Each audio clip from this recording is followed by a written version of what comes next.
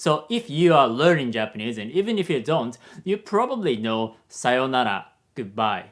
And sayonara is actually a short version of sayonara. The difference is what we call mora, which is like a unit of duration. For example, sayonara has 4 moras and sayonara has 5 moras. So with the 4 version, yo is longer. But either way, we actually don't say sayonara very often because it sounds like you're not gonna see this person for a while. Check out this clip.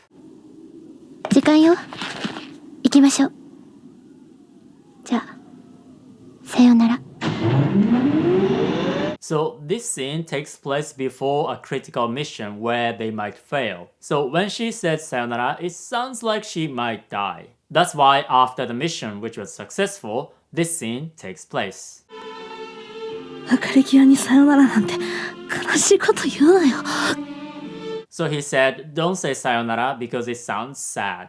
But if you want to understand the full sentence, I will teach you the kind of Japanese that real-life Japanese people today actually speak, because textbooks and apps don't really teach you how Japanese people actually speak Japanese. So click the link in the description and subscribe to my email group. Now, I said that we don't say sayonara very often, which doesn't mean we never say sayonara, because there are some situations where we might say sayonara.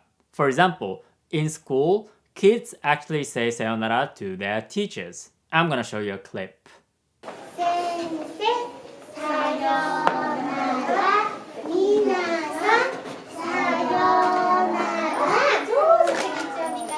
You can see that kids are saying sayonara. But when we hang out with our friends or co-workers, we don't really say sayonara. So what do we say? Some of the common phrases are じゃあね, またね, or じゃあまた.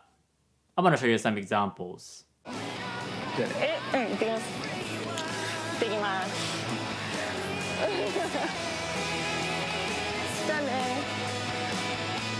So they said, じゃあね. 行ってきます is something you say when you're going somewhere. For example, if you live with somebody and you're going to work, you say 行ってきます to the person who is staying at home. And the other person, 行ってらっしゃい. Or if you are going on a trip, you might say 行ってきます. But you don't say 行ってきます when you're just going home. Another example. もう帰る。そうね、もう遅いしね。帰ります。はい。ありがとうございます。気をつけてください。はい、じゃあ、おやすみなさい。はい、リコの Here they say じゃあ, which is another common variation.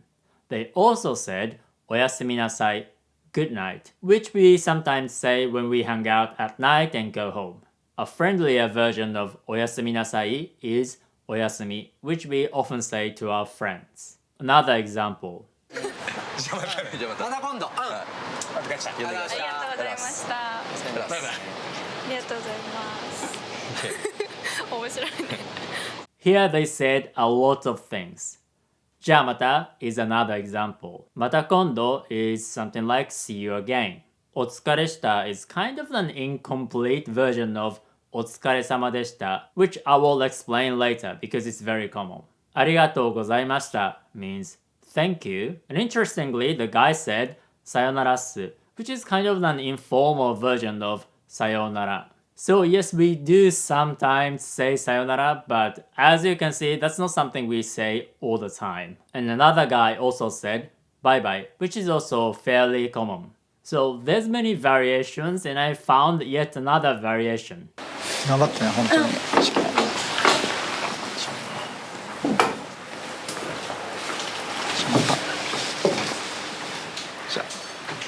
The guy said じゃまたじゃ. I also found another scene where they said bye bye. 使ってくわ。バイバイバイ。バイ、いってらっしゃい。 And you can see the one who left said 行ってきます and the one who stayed said 行ってらっしゃい. And since there's so many variations, you might be a little confused. So I will give you a simple answer. If you are hanging out with your friends, just say じゃあね and that's it. And if you remember other phrases, you can use them too. Now, and in a more formal situations, for example, if you are hanging out with your coworkers or bosses, you can also just say じゃ or また I just removed ne because if you say じゃあね, it might be a little too casual in a business situation. There's also another phrase that is very useful that we've already seen, which is お疲れ様です. You can use it all the time. When you arrive at work in the morning, you can say お疲れ様です.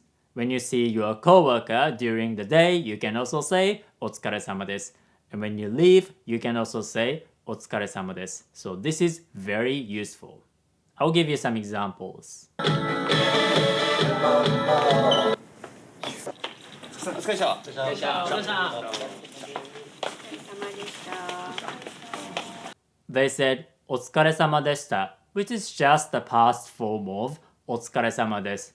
So you can only say when you finish your work. You can also use the present form, which is お疲れ様です. Another example.